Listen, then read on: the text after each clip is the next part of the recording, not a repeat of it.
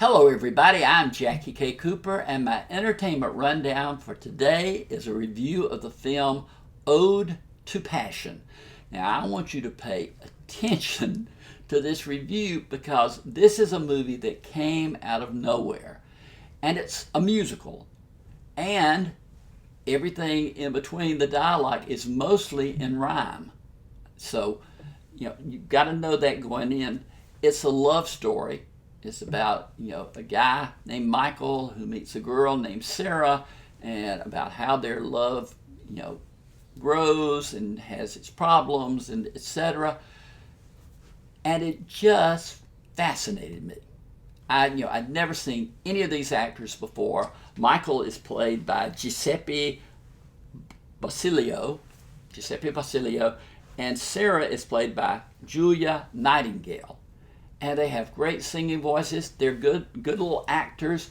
Also in the film, it's Jeff Smith and Victoria Mead, as well as others. They all have to be able to act. They all have to be able to sing. It was written and directed by a guy named Jack Danini. And I'm waiting to see what Jack does next because this is one of the most inventive films that I have seen. It's just unique. They speak, in language like they'll say, "Oh, the sky's so bright," and then she'll respond, "But I can't wait until it's night." Now that's not an actual line from the movie, but it's sometimes too simplistic, the rhyming. At other times it sounds to me like Romeo and Juliet, that Shakespeare is writing it in modern times. The music, the songs that come in and out, they're all good. I can't tell you any one that stood out in my mind more than the other, but they're good. And the whole effect, it's just unique. It's like Romeo and Juliet and Rent got mashed together and in modern times. It also reminds me of the film that I was so crazy about last year called Stuck. I don't know if you remember that, but it was a musical about people stuck on a subway, and there were songs about their different aspects of their lives. I love that movie. I really did. It never, found its audience like I wanted it to. And I want this movie to find its audience. I think there are people who like musicals, who like love stories, who like inventiveness, who like quirkiness.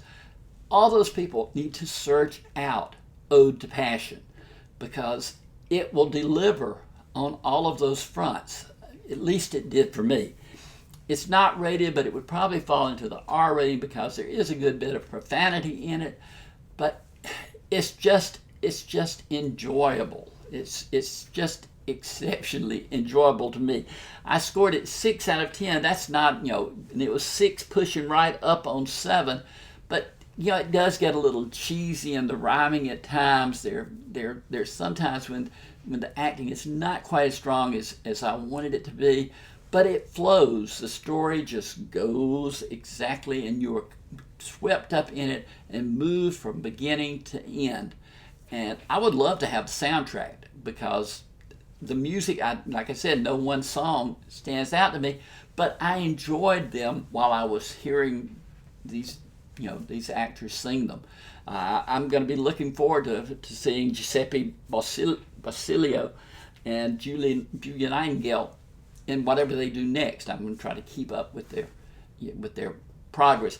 But especially I'm going to be interested in what Jack Danini does, because anybody who can create something this unique out of the gate, I don't know of anything else that he's done, has the my hat's off to him. It really is. So, Ode to Passion, gets a 6 out of 10, borderline 7, and I really do. If you have any interest in movies that are a little bit different, then this is one that you need to look up. Reach down there, hit that subscribe button. We want to have you on board as a subscriber, and we want to keep bringing these videos to you week after week after week.